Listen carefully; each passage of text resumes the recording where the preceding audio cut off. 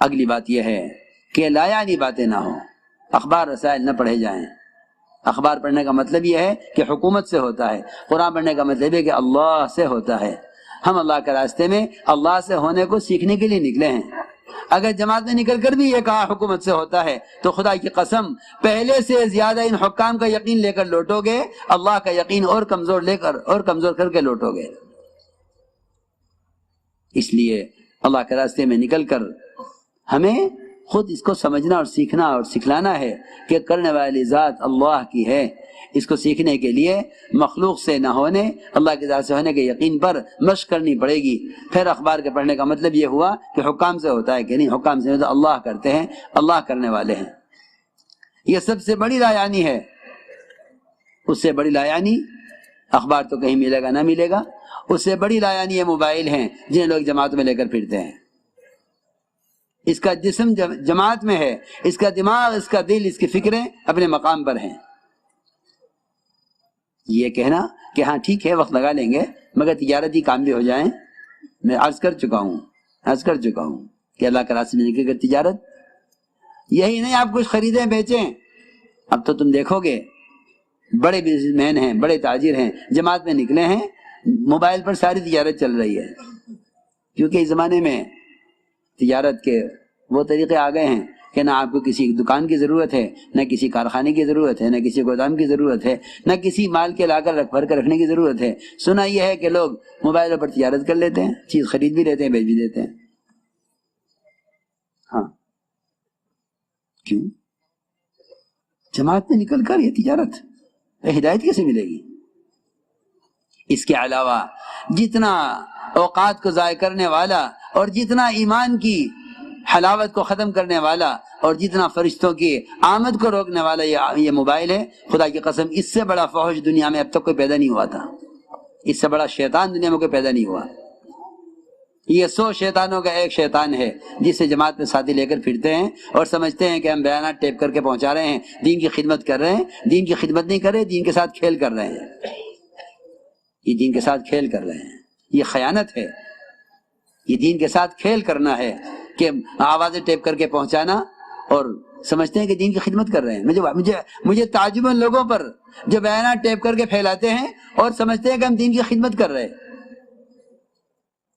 نہیں، یہ خدمت نہیں ہے، یہ خدمت نہیں ہے، بلکہ دین کی باتوں کو لے کر خود پھرو، یہ دین کی خدمت ہے۔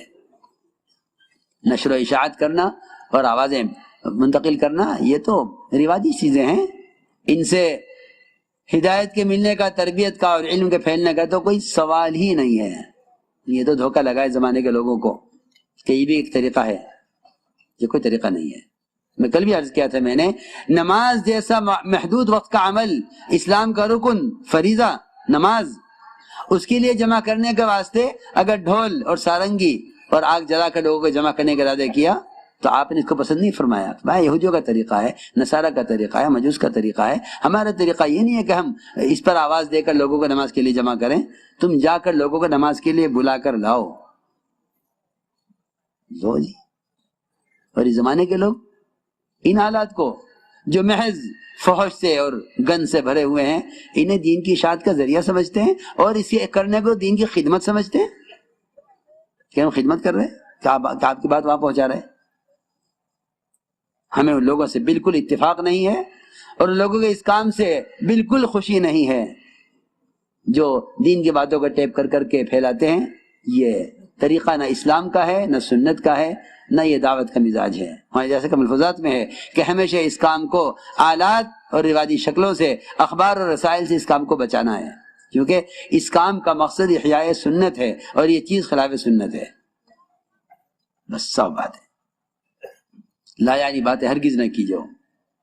احد کے میدان میں صحابی شہید کیے گئے، احد کے میدان میں صحابی شہید کیے گئے اور ان کی لاش کو وہاں سے اٹھا کر ان کے گھر پہنچایا گیا۔ حضور اکرم صلی اللہ علیہ وسلم تشریف لے گئے ان کے گھر اور آپ نے ان کے گھر والوں کو تسلی دی۔ ان کی والدہ بیٹھی ہوئی تھی لاش کے پاس، ان کے چہرے سے مٹی پہنچتے ہوئے کہنے لگی، میرے بیٹے تمہیں جنت مبارک ہو، تمہیں جنت مبارک ہو۔ آپ نے ہمارے ان کی والدہ سے، تم نے اس کو کیسے جنتی کہہ دیا؟ تمہیں کیا معلوم کہ اس نے اللہ کے راستے میں نکل کر بیکار بات کی ہو؟ ذرا اندازہ تو کریں ہم. تعلیم ہو گئی، اب بیٹھے ہیں، دکان پہ کسی چھوڑ کر آئے تھے، کھیت کا کیا حال ہے، تم گھر میں کسی چھوڑ کر آئے، گھر والی کا کیا حال ہے، گھر کی باتیں شروع ہو گئی. اور وہاں احد کے میدان میں جبکہ شہید کے خون کا قطرہ پہنچتا نہیں زمین پر، اس سے پہلے اس کی مغفرت کر دی جاتی ہے. لو شہداء احد کے اور صحابی، اور آپ کیا فرمائیں ان کی والدہ سے، تم نے اس کو کیسے جنتی کہہ دیا؟ تمہیں کیا معلوم اس نے دو کام اللہ کے راستے میں نکل کر کیے ہوں، ایک لا یعنی باتیں کی ہوں، یا دوسرا کام یہ کہ کوئی لوٹا، کوئی چادر، کوئی لاٹھی، کوئی ضرورت کی چیز کسی کو دینے سے انکار کر دیا ہو جس کے دینے میں اس کا کوئی نقصان نہیں تھا. یہ بھی فرمایا ساتھ میں. ساتھی کہتے ہیں میرا لوٹا ہے تو میری چادر ہے. فرمایا کوئی چیز اپنے بھائی کو دینے سے روک لی ہو جس کے دینے میں اس کا کوئی نقصان نہیں تھا. تو میں نے عرض کیا کہ لا یعنی باتیں نہ ہوں. اس طرح ہمیں اللہ کے راستے میں نکلنے میں وقار، سنجیدگی، اپنے امیر کو پہچاننا، امیر کی اطاعت کے ساتھ چلنا، چلنے میں بھی خاص طور پر بازاروں کے ماحول سے گزریں تو کلمہ پڑھتے ہوئے غیروں کے معابد پر گزر ہو، غیروں کے معابد پر گزر ہو تو لازم ہے کہ لا الہ الا اللہ وحدہ لا شریک لہ لہ الملک والحمد یحیی و یمیت وحی لا یموت بیدہ الخیر وہو علی کل شیء قدیر. یہ پڑھتے ہوئے گزرنا چاہیے، ورنہ والی ایسا فرماتے تھے کہ ایسے مواقع پر ایمان کے سلب ہونے کا اندیشہ ہے. ہم میں تو احساس ہی نہیں ہے کہ کہاں اس کلمے کا پڑھنا زیادہ ضروری ہے. جی ہاں، غیروں کے معابد پر گزرتے ہوئے میں تم سب سے کہہ رہا ہوں کہ اگر اس کلمے کے پڑھنے کا اہتمام نہیں کرو گے تو ایمان خطرے میں پڑ جائے گا. شیطان ایسے موقعوں پر ایسے وساوس دل میں پیدا کرتا ہے جس سے نعوذ باللہ، خدا نہ کرے، اللہ نہ کرے، آدمی کا دل جو ہے باطل کی طرف یا کفر کی طرف مائل ہونے لگے. اس کا بہت خیال کرنا چاہیے. اس طرح ہمیں چاہیے کہ جماعت میں مجتمع ہو کر چلیں اور وقار سے چلیں. ہمارا سفر اول تو جہاں تک ہو سکے پیدل چلیں. اللہ کے راستے کا پیدل چلنا جہنم کی آگ کو حرام کر دیتا ہے. صحابہ نے صحابہ میں اعلان کیا ہے اس کا، صحابہ نے اس کا اعلان کیا ہے کہ اللہ کے راستے پیدل چلنا جہنم کی آگ کو حرام کر دیتا ہے. صحابہ سب سواری سے نیچے اتر گئے. اس دن سے زیادہ صحابہ پیدل چلنے والے کبھی دیکھے نہیں گئے. اسامہ رضی اللہ تعالیٰ عنہ سوار تھے. حضرت ابوبکر حضرت اسامہ کو روانہ کرنے کے لیے مدینے سے نکلے. یہ بات سب کے ذہن میں رہے.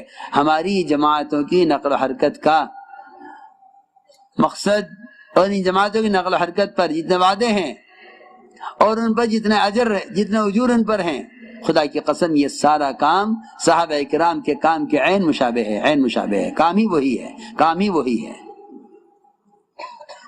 اس لیے کہ اعلاء کلمۃ اللہ، احیاء دین، یہ اس کام کا اصل مقصد ہے. حضرت اسامہ نے عرض کیا مومنین یہ تو آپ سوار ہو جائیں ورنہ میں نیچے اترتا ہوں. حضرت بکر نے فرمایا اسامہ نہ تم نیچے اترو گے نہ میں سوار ہوں گا.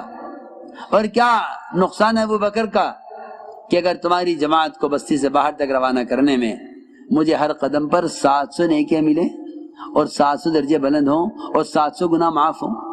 پھر فرمایا کہ میں نے فرما دے سنا حضور اکرم صلی اللہ علیہ وسلم کو کہ جو جماعت کو رخصت کرنے کے لیے بھی باہر تک جائے گا بستی کے، اس کو ہر قدم پر 700 نیکیاں ملیں گی، ہر قدم پر 700 گناہ معاف ہوں گے اور ہر قدم پر اس کو کہ 700 درجے بلند ہوں گے.